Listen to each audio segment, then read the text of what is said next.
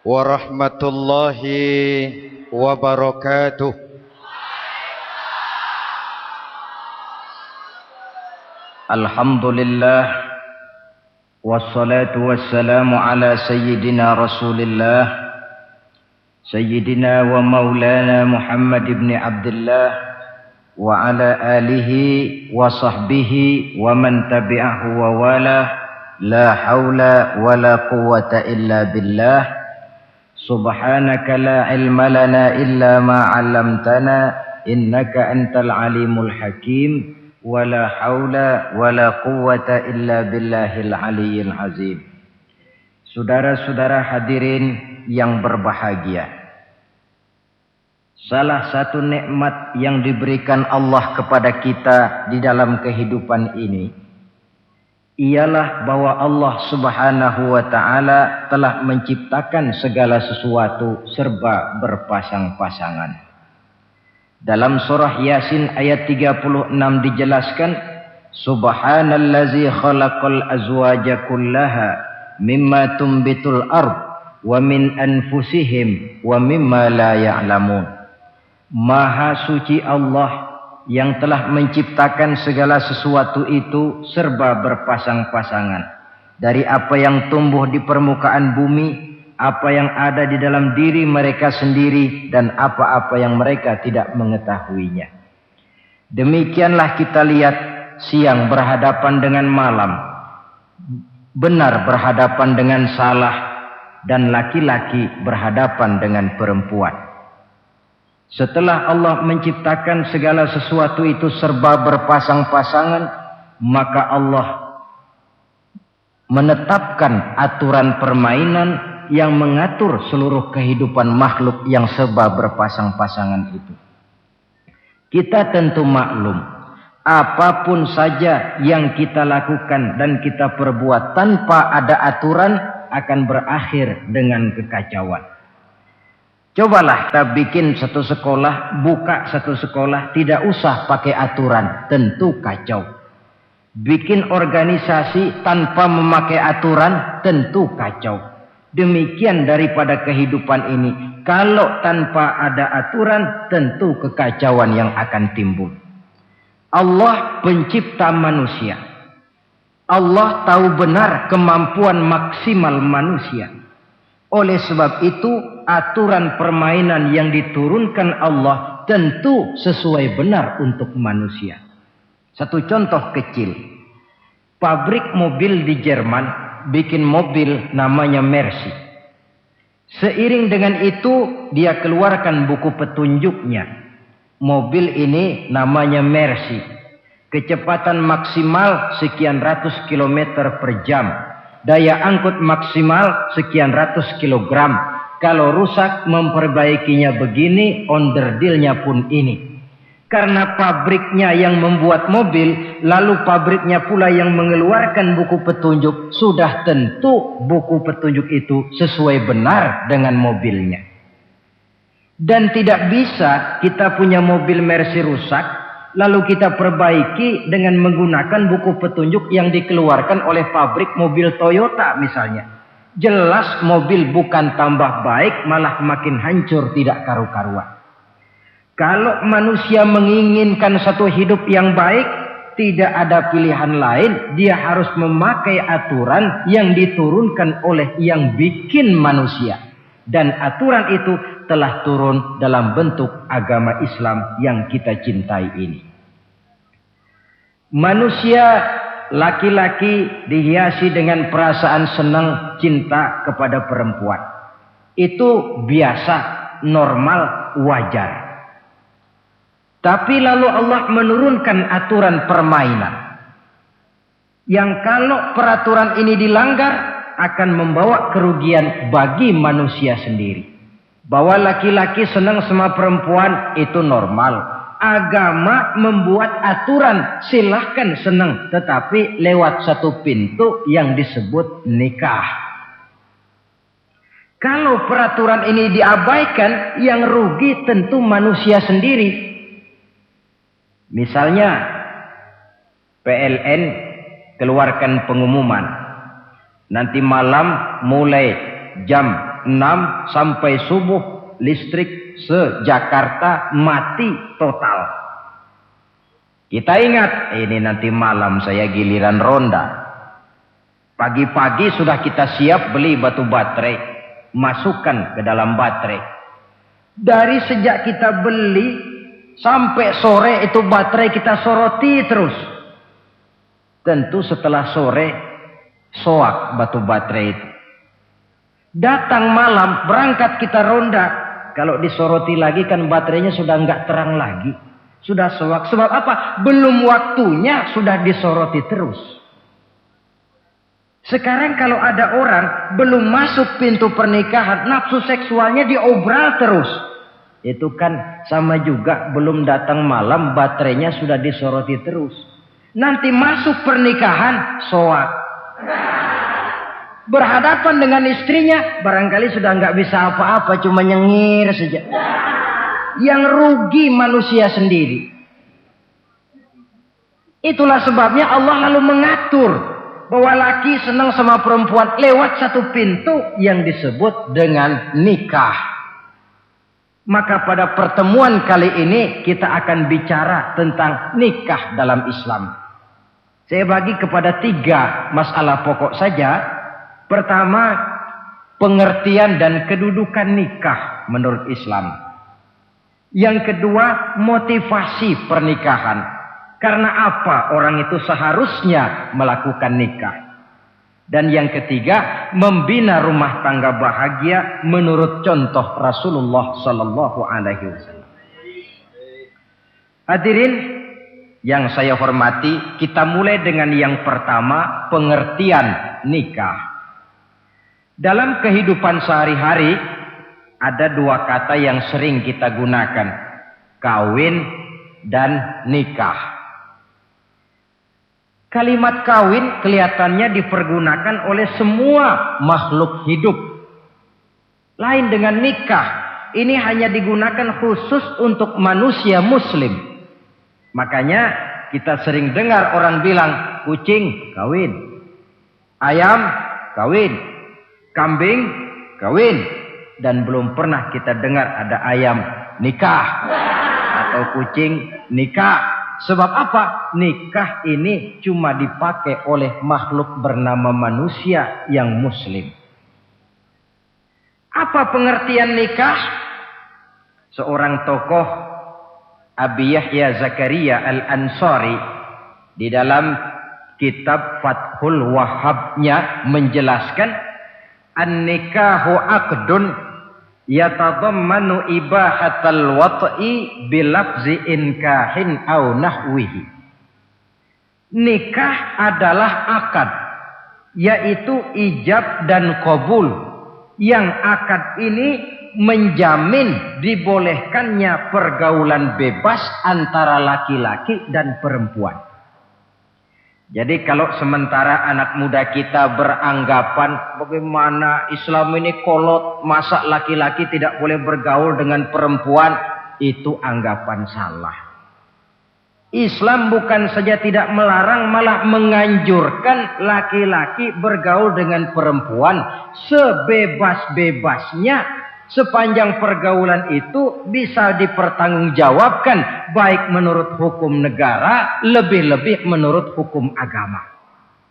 Coba orang kalau sudah akad, sudah ijab qabul, ada saksi, ada wali, selesai itu dia masuk ke dalam kamar berdua, bergaul di situ sebebas-bebasnya, itu saya kira 100% halal. Tidak perlu lagi orang curiga, tidak perlu lagi sembunyi-sembunyi. Kenapa? Ini bentuk pergaulan yang bisa dipertanggungjawabkan. Kalau tidak, dengan dalih new morality, kebudayaan modern, lalu melakukan yang disebut free love, free sex, samen liven, hidup bersama tanpa nikah alias kumpul kebo. Dan saya kira itu kebo cuma mewakili saja. Artinya begitulah kalau binatang itu kumpul. Sebab kumpul kucing pun saya kira begitu, kumpul ayam pun begitu. Kebo cuma mewakili binatang dalam kalimat itu. Tengoklah berapa banyak sudah bayi-bayi yang lahir ke dunia ini tanpa tahu kemana dia harus memanggil bapak. Berapa banyak gadis-gadis bergelimpangan jadi korban dari orang-orang yang tidak bertanggung jawab. Itu semua merupakan ironi. Maka menjauhkan manusia dari aturan agama pada hakikatnya sama dengan usaha membinatangkan manusia. Bahkan kalau manusia sudah jauh dari aturan agama, sanggup berbuat lebih buas daripada binatang. Kita tahu yang namanya bajing itu makanannya cuma kelapa. Tapi bajingan itu bukan cuma kelapa, kabel telepon doyan kok bajingan itu. Jauh lebih buas daripada yang namanya binatang. Maka agama ini mengatur agar manusia sebagai makhluk yang mulia hidup secara mulia. Jangan manusia kita ini, binatang saja. Kalau saudara ada yang punya kucing di rumah, saudara taruh di depannya, saudara sendiri yang langsung kasih ikan di piring, kasih kucing. Aduh, dia akan makan dengan tenang, nikmat, lahap, tidak nengok kiri, tengok kanan. Kenapa? Dia yakin betul yang dia makan itu sudah resmi, sah. Sebab apa? Tuan rumah yang kasih. Tapi kalau si kucing ngambil sendiri di dapur, mencuri dia, setelah dapat dia bawa lari, makan pun tidak tenang. Kenapa? Mesti nengok kiri, nengok kanan. Rupanya instingnya pun bekerja. Ini bukan hak saya mencuri. Saudara-saudara, tengok orang yang sudah terlibat dalam pergaulan suami istri yang sah. Itu kan gak perlu tengok kanan, tengok kiri. Gak perlu takut-takut. Kenapa? Sudah sah. Tapi kalau yang bukan istrinya, wah itu bu, sudah seperti kucing nyolong ikan, tengok kiri, tengok kanan, tidak pernah mengalami ketenangan. Itu selintas pengertian nikah. Lalu bagaimana kedudukan nikah menurut Islam? Ternyata nikah dalam pandangan Islam tidak cuma sekedar untuk memenuhi kebutuhan biologis manusia. Tidak cuma sekedar untuk memperkembangbiakkan keturunan. Tidak cuma sekedar untuk mendapat ketenangan hidup.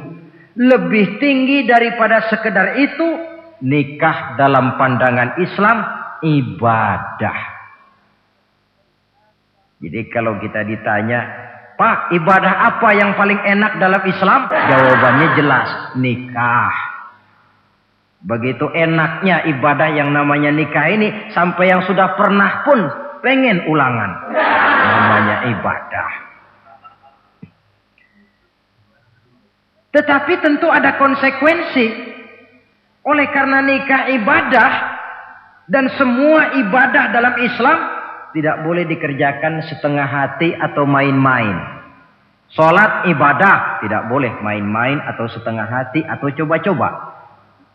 Puasa ibadah, tidak boleh main-main, setengah hati atau coba-coba.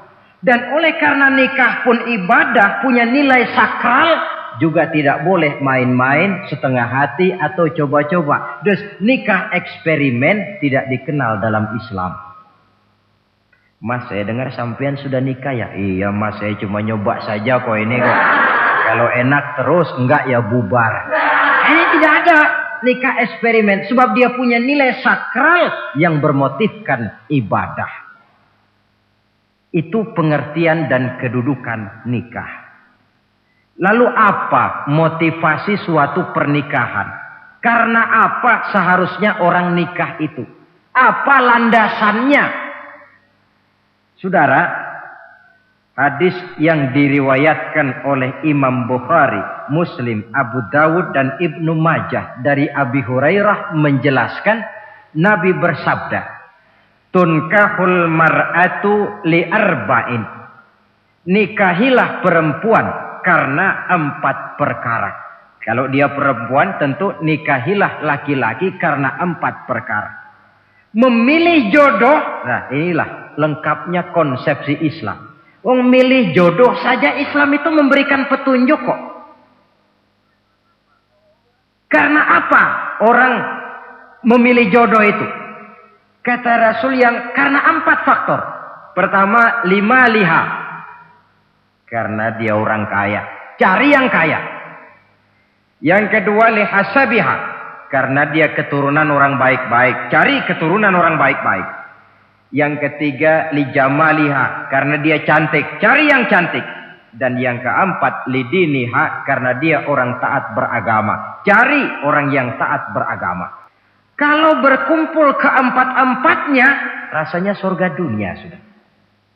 Coba lihat. Suami mana sih yang tidak bangga punya istri cantik, kaya, keturunan orang baik-baik, lalu taat beragama? Atau istri mana sih yang tidak bangga punya suami ganteng, kaya, keturunan orang baik-baik, dan taat pula beragama? Tapi kan terus terang, yang kumpul keempat-empatnya kan boleh dibilang jenis makhluk langka ini. Sulit. Kadang-kadang cantik, kaya, akhlaknya kayak setan. Ada saja kurangnya. Oleh karena ada saja kurangnya, lalu Nabi memberikan stressing, penekanan. Fazfar bizatiddin taribat iyadak. Pilih orang yang taat melaksanakan agama, niscaya hidupmu akan berkah. Jadi motivasi suatu pernikahan hendaknya agama. Apa rahasianya? Mari kita lihat. Kalau orang memilih pasangan karena rupa yang cantik semata-mata, silakan, tapi jangan jadi motivasi utama.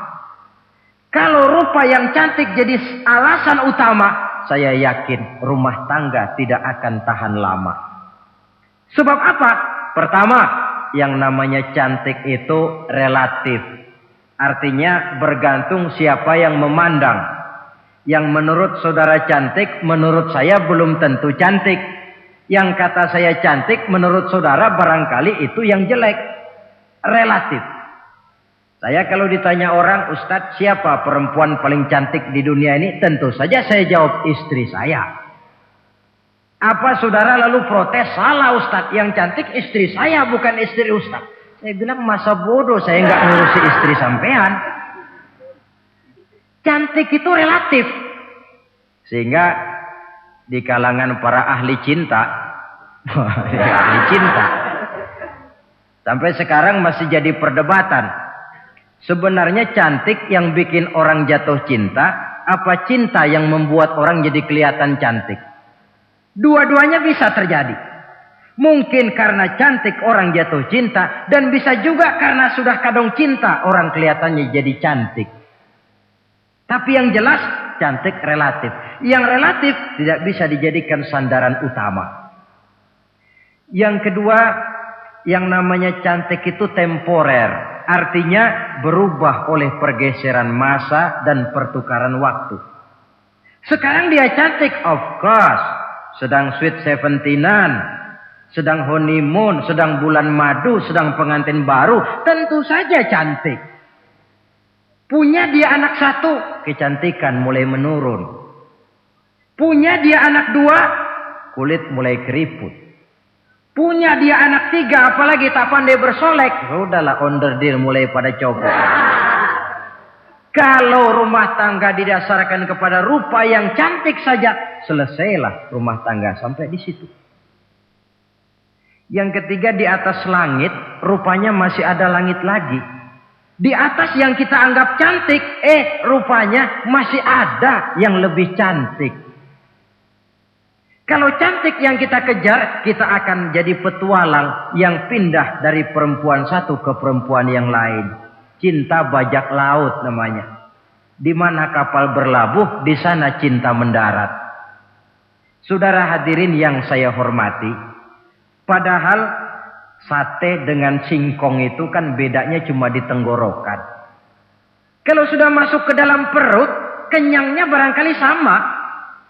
Malah barangkali besok pagi kalau keluar lebih tidak enak baunya sate itu daripada singkong. Makanya orang kalau sudah nikah oleh Nabi dipesan, Apabila kamu di jalan melihat perempuan yang membuat kamu kagum, cepat-cepatlah pulang ke rumah. Sebab apa? Sebab yang perempuan cantik di jalan kau lihat itu punya, istrimu juga di rumah punya. Gak percaya cobalah pulang, akurin, sama itu. Silahkan cari yang cantik, tapi jangan dijadikan motivasi utama. Yang kedua, kalau perkawinan, pernikahan cuma karena harta, silahkan cari yang kaya. Tapi kan harta itu, kata Imamul Ghazali, al-mal zillun zail. Harta bagaikan bayangan. Sore di sebelah barat, tengah hari di tengah, sore pindah ke sebelah timur. Hari ini dia kaya, besok dia bangkrut. Roda itu berputar.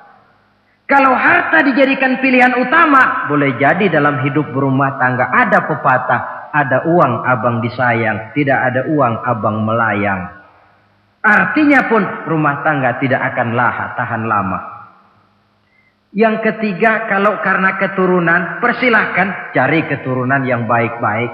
Namun toh pada akhirnya orang diajarkan bahwa kita ini mau besar atau tidak, bukan dengan jalan menyempeng kepada kebesaran orang lain, tetapi ditentukan oleh kepribadian kita sendiri. Sekarang kalau karena agama, Nabi berikan penekanan fazfar bizatid din taribat yadak. Pilih orang yang taat beragama, niscaya hidupmu akan beruntung. Apa rahasianya? Tidak lain rumah tangga Rasulullah sallallahu alaihi wasallam. Yang ini artinya kita sudah masuk kepada bagian ketiga, bagaimana membina rumah tangga bahagia menurut contoh baginda Nabi. Saudara, bagaimana sih rumah tangga Rasul itu? Kelihatan dari dua ucapannya. Pendek, singkat, tapi punya pengertian filosofis yang mendalam. Dua kalimat saja beliau bilang tentang rumah tangganya, yaitu baiti jannati. Rumah tanggaku laksana sorga bagiku. Bayangkan, kalau seorang suami sudah mampu berkata macam begitu, bahagia hidupnya. Ini barangkali tantangan buat kita semua. Mampukah kita di rumah tangga berkata semacam perkataan beliau tadi? Baiti jannati, rumah tanggaku laksana sorga bagiku. Padahal dari sejarah kita baca, Rasul itu rumahnya kecil. Tidurnya di atas pelepah daun korma. Sampai berbekas di pipinya. Sarapan paginya seteguk zam-zam, sepotong roti, kadang-kadang 3 butir korma. Tempat tidurnya bukan alga spring bed atau Dunlopillow macam kita punya. Di rumahnya tidak ada mebel spaghetti model yang lagi ngetop-ngetopnya. Entoh di tengah rumah macam itu, beliau sanggup berkata, baiti jannati. Kenapa kita yang hidup di zaman di mana fasilitas mestinya lebih menunjang, kok malah banyak yang berkata sebaliknya? Baiti nari, rumah tanggaku laksana neraka bagiku. Padahal dilihat dari segi materi, rumahnya bertingkat, mobilnya serba berkilat, uangnya banyak berlipat-lipat, istri pun cantik memikat. Kadangkala boleh jadi jumlahnya 4. Tapi tiap hari kiamat. Kenapa ini? Marilah kita lihat. Ternyata rumah tangga Rasul itu motivasinya tidak lain agama. Agama menuntun suami dan istri masing-masing untuk tahu kewajiban dan tahu haknya. Kalau kewajiban sudah dilaksanakan, lalu hak diberikan, akan timbul pengertian, understanding. Kalau sudah ada saling pengertian, akan timbul ketenangan, feeling of security. Dan ketenangan tangga utama untuk mencapai yang disebut bahagia. Itu sebabnya hakikatnya membicarakan rumah tangga yang berdasarkan agama tidak lain adalah bagaimana seharusnya seorang suami melaksanakan kewajibannya dan seorang istri melaksanakan tugasnya. Artinya kewajiban suami itu apa? Kewajiban istri itu apa? Kewajiban istri hak suami, kewajiban suami hak untuk istrinya menurut tuntunan dan tuntutan agama. Saudara hadirin, menurut hadis riwayat Abu Dawud dari Muawiyah bin Haidah, satu hari Rasul ditanya, "Ya Rasul, apa sih hak istri-istri kami ini? Artinya kewajiban kami sebagai suami ini apa?" Rasul menjawab, pertama, antat'amaha iza ta'imta. Kau beri istrimu makan sebagaimana engkau makan. Kewajiban seorang suami yang pertama. Kewajiban yang menyangkut masalah pangan. Di sini rumah tangga berfungsi sebagai pengatur ekonomi. Seorang suami yang adil, makanan yang dia makan sama dengan makanan yang dimakan oleh istrinya. Adalah zalim seorang suami. Kalau punya duit dia mampir di restoran, dia makan yang enak-enak, opor ayam, rendang telur, gulai, kare dan sebagainya. Istrinya di rumah cuma toge sama kangkung tiap hari. Istri berhak nuntut karena itu hak dia. Nah, saudara hadirin, tetapi seorang istri pun kalau sudah diberikan nafkah oleh suaminya untuk mengatur makanan, dia harus pandai mengaturnya dengan sebaik-baiknya. Menu yang teratur, gizi yang lengkap, dan saya kira yang namanya 4 sehat 5 sempurna itu kan tidak berarti bahwa hidup ini harus serba mewah, tidak. Yang penting ada variasi sehingga tidak merangsang suami untuk makan di luar.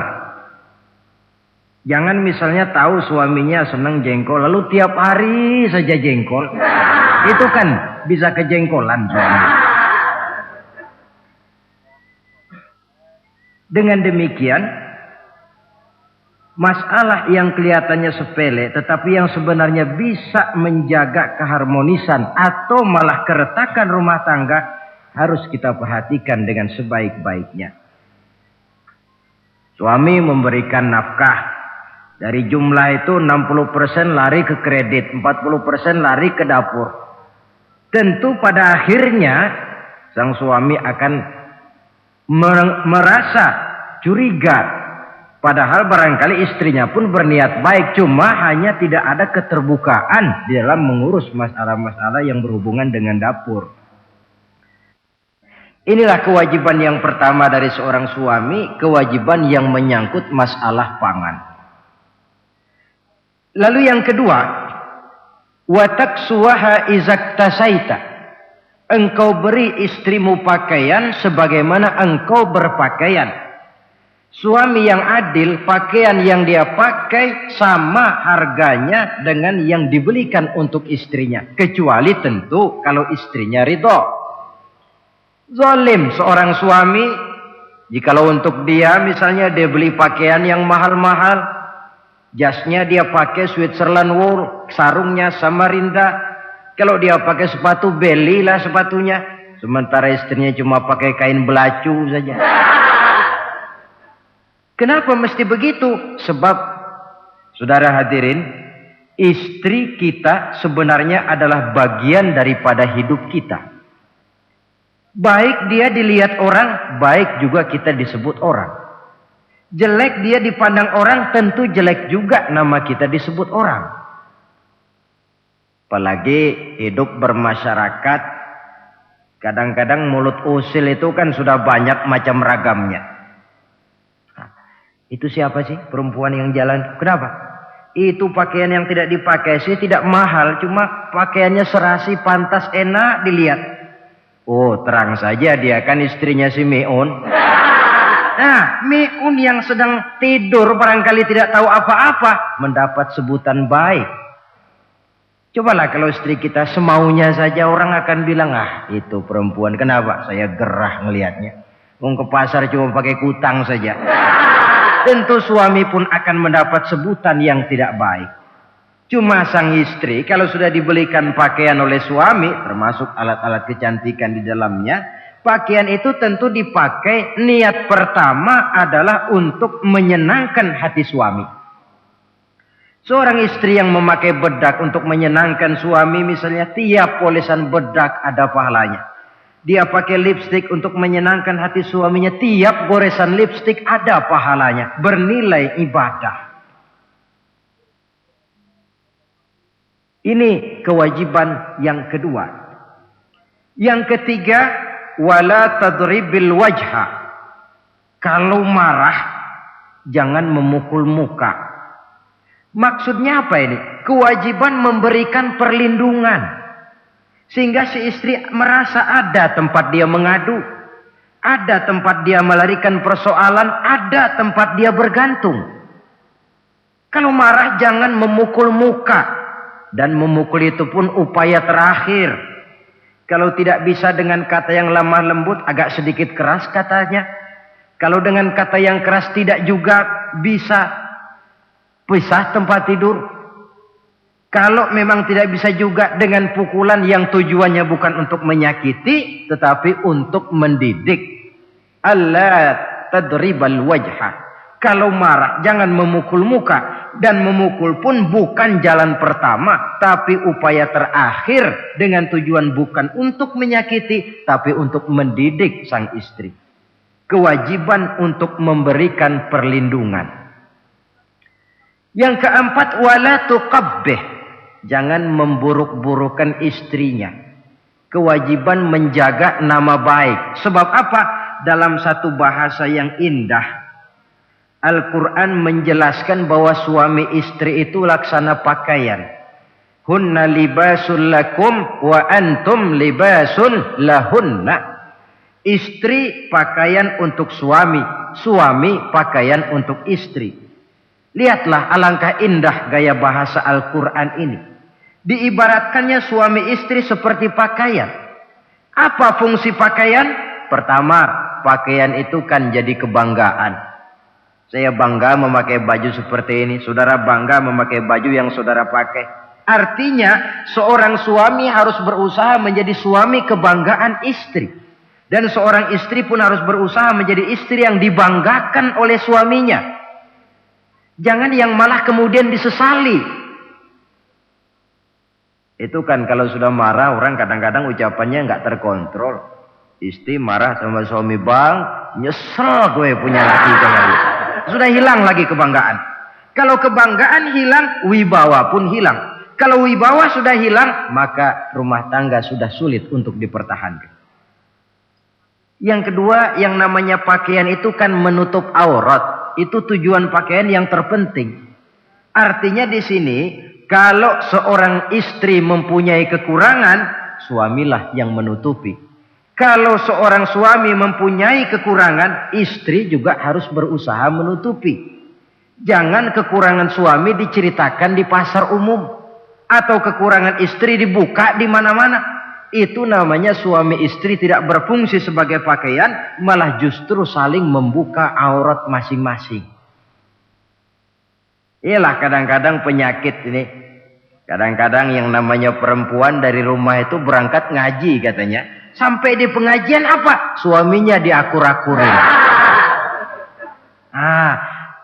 Bayu bagaimana suami? Wah, suami saya payah. Dipayahkannya suaminya di mana-mana. Atau aib dan kekurangan istri diceritakan di mana-mana. Orang bertanya, gimana mas istrinya? Wah, gak maju. Loh, kenapa istrimu kan cantik? Iya, soal cantik sih iya, tapi tidurnya kok ngiler ini. Nah, ini kan nggak perlu yang macam begini ini. Tidak bisa menjaga apa yang disebut security informasi. Fungsi pakaian sebagai suami istri tidak berjalan di dalamnya. Saling menjaga kehormatan diri. Ini yang keempat. Yang kelima, wala tahjur illa fil bait. Jangan berpisah dari istri kecuali di rumah. Maksudnya begini. Kalau satu hari seorang istri suami marah kepada istrinya, tidak usah istri itu disuruh pulang ke rumah orang tuanya, ke rumah mertua lalu diusir. Tidak. Cukup pisah tempat tidur saja. Ini maknanya wala tahjur illa fil baiti. Umpamanya, dek malam ini saya sedang tidak enak pikiran, kau tidur di kamar belakang lah, saya kamar depan. Cukup pisah tempat tidur saja, tidak perlu istri dipulangkan ke rumah orang tuanya. Nanti umpamanya tengah malam turun hujan, udara dingin, pikiran berubah, berasa perlu, kan tinggal manggil. Tidak jauh secara psikologis ajaran semacam ini bisa kita terima. Saudara hadirin yang saya hormati, ini pada prinsipnya kewajiban seorang suami. Kewajiban yang menyangkut masalah pangan, sandang, perlindungan, memelihara kehormatan, dan menjaga ketenangan di rumah tangga dengan menyelesaikan persoalan di rumah tangga itu secara intern. Jangan belum apa-apa sudah mertua diundang, orang tua dibon. Persoalan belum tentu selesai, tapi masalah sudah meluas. Cobalah kita selesaikan intern dulu. Kalau kemudian ternyata dianggap perlu mengundang orang tua, mertua, keluarga, baru kita upayakan ke arah itu. Ini kewajiban suami dan ini merupakan hak istri. Lalu bagaimana kewajiban istri sekarang ini? Istri kewajibannya merupakan hak untuk suami. Saudara, dari hadis yang diriwayatkan Imam Ibnu Majah dari Ali bin Yazid dari Abi Umamah, Nabi bersabda, "Mastafadal mu'minu ba'da taqwallahi azza wa jalla khairan lahu min zaujatin salihah." Bagi seorang mukmin, sesudah dia mempunyai sifat takwa kepada Allah, tidak ada yang lebih membawa manfaat selain daripada istri yang salihah. Istri soleha itu yang bagaimana? Yang hidup mampu melaksanakan kewajibannya. Apa kewajibannya? Kata Nabi, pertama, in amaroha ata'athu. Kalau diperintah, dia taat. Kewajiban istri yang pertama, taat kepada suaminya. Begitu besar kewajiban taat kepada suami, sampai-sampai Nabi pernah menyatakan, "Lau kuntu amiran ahadan ayyasjuda li ahadin la amartul mar'ata an tasjuda li zawjiha." Kalau saja boleh, kata Nabi, aku memerintahkan manusia sujud kepada sesama manusia, tentu aku perintahkan istri untuk sujud kepada suaminya. Untung saja sujud kepada manusia tidak boleh. Kalau boleh, istri itu disuruh sujud kepada suami. Tentu karena besar hak suami atas dirinya. Yang kedua, ibadah sunnah tidak mendapat izin suami juga bukan saja tidak berpahala, malah berdosa. Umpamanya, pengantin baru, si istri kebetulan santri, malam minggu pesta, besoknya hari Senin, si istri sudah kadang biasa hidup sebagai santri, hari Senin puasa sunnah. Dia bilang sama suaminya, "Bang, besok saya mau puasa sunnah nih, hari Senin." Kata suaminya, "Kalau kau puasa juga kau kejam. Lalu kau puasa aku disuruh ngapain?" Tidak diizinkan oleh suami, dia puasa juga. Bukan saja tidak mendapat pahala, malah berdosa. Sampai amalan yang sunnah pun tidak diizinkan oleh suami, berdosa. Apalagi amalan yang mubah, apalagi amalan yang tidak ada dasar hukumnya, perintahnya. Sepanjang perintah suami tidak untuk maksiat kepada Allah, istri wajib untuk taat. Dalam hadis lain kita temukan Nabi bersabda, "Idza da'ar rajulu imra'atahu ila firashihi." Kalau seorang suami memanggil istrinya ke tempat tidur. Ini bahasa kinayah. Manggil ke tempat tidur kan tentu nggak perlu penjelasan. Masa mau nyambal di tempat tidur kan enggak. Fa'abat. Si istri tidak mau. Lantaran istri tidak mau, suami jengkel. Fabata ghadbana 'alaiha. Sampai dalam jengkelnya tidur. La'anat hal malaikatu hatta tusbiha. Istri macam itu dilaknat, dikutuk oleh malaikat sampai datang waktu pagi. Kewajiban untuk taat. Namun sebaliknya, seorang suami pun jangan mentang-mentang istri wajib taat lalu overacting. Segalanya main tunjuk, segalanya main komando, segalanya main perintah. Sebab contoh yang diberikan oleh Rasul tidak begitu. Rasul kita baca dalam sejarah menjahit bajunya sendiri, memperbaiki kasutnya sendiri. Artinya yang bisa ya dikerjakan tanpa harus menggantungkan semuanya kepada sang istri. Kewajiban untuk taat.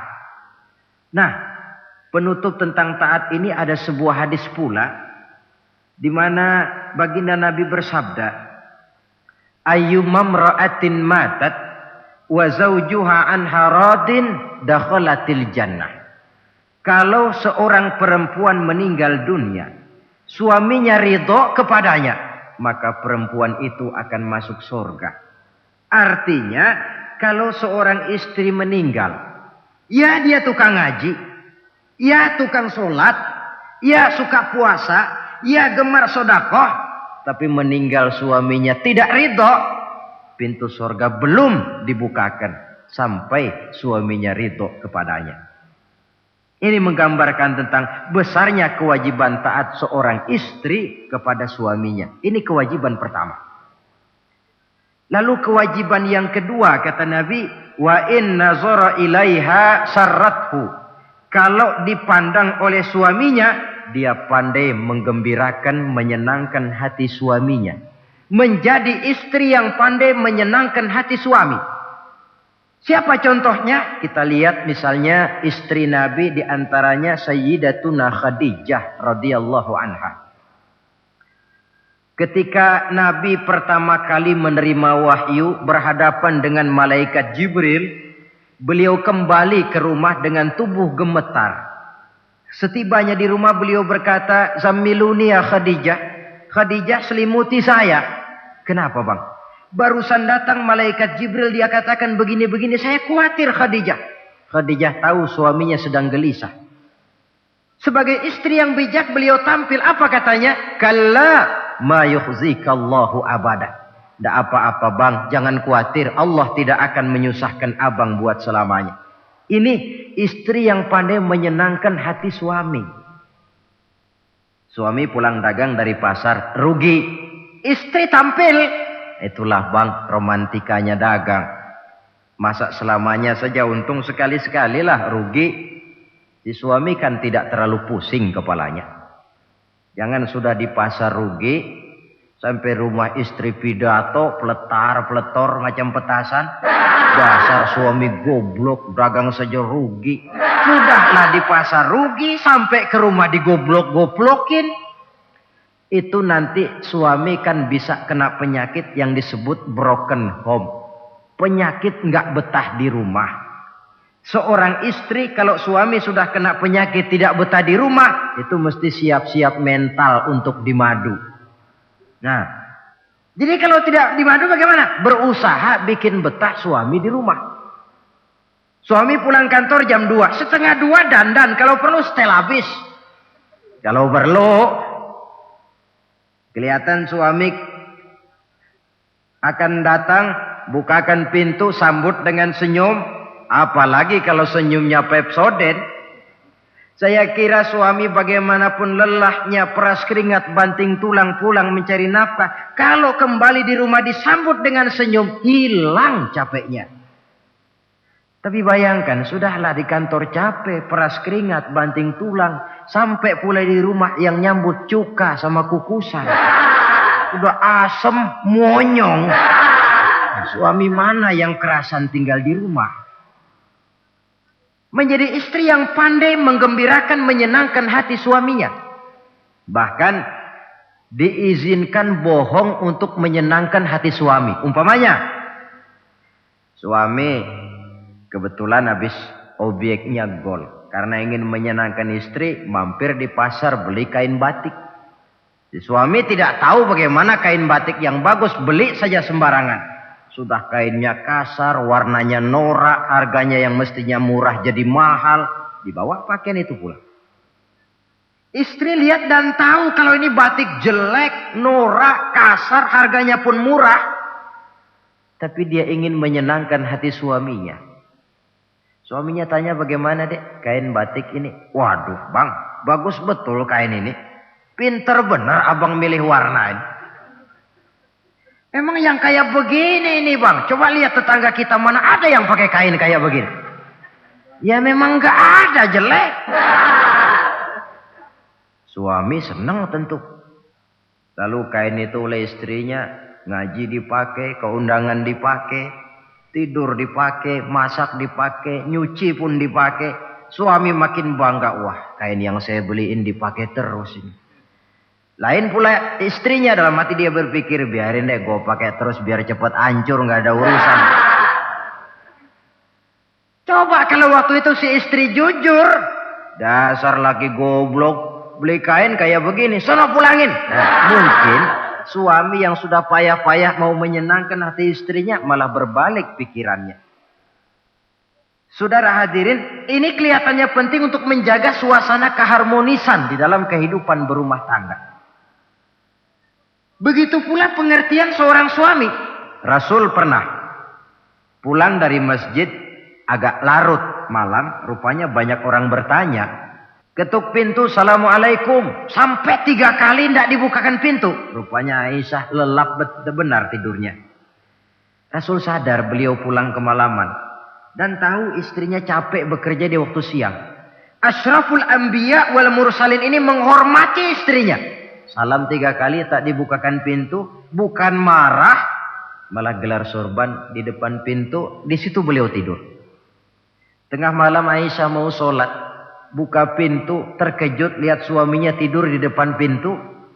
Dibangunkan, begitu dibangunkan Rasul lebih dahulu berkata, Aisyah, maafkan saya.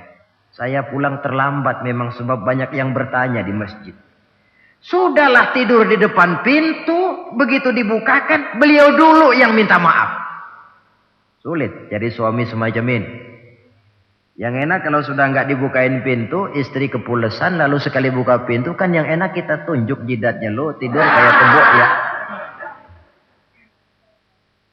Saudara hadirin, menjadi istri yang pandai menyenangkan hati suaminya. Sebab tidak ada seorang suami bisa sukses, baik di medan tugas, di masyarakat, di kantor, di toko, di tempat manapun, kalau tidak ditunjang oleh peran serta dari para istrinya.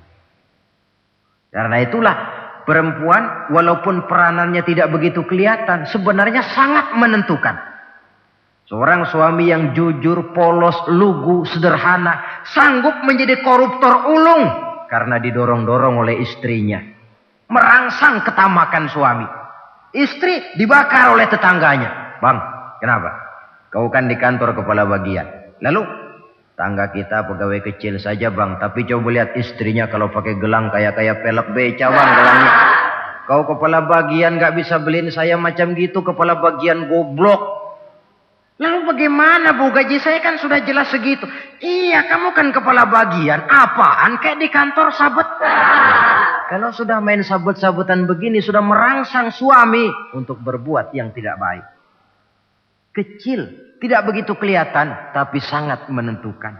Istri yang soleh, yang bisa melaksanakan kewajibannya, yaitu pandai menyenangkan hati suaminya. Ini kewajiban istri yang kedua. Yang ketiga, wa in aqsama alaihi abarrathu.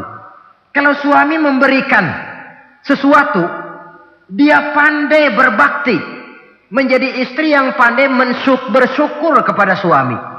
Kita ingat ketika pulang Mi'raj kan Rasul bercerita, saya dalam perjalanan itu diperlihatkan neraka, kata Rasul.